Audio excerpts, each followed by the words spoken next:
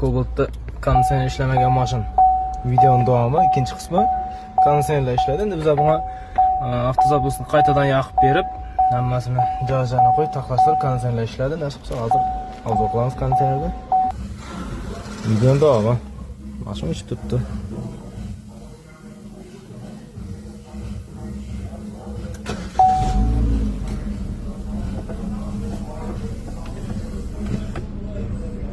Zavod qilib skammatik uladik. Konditsioner qo'shamiz.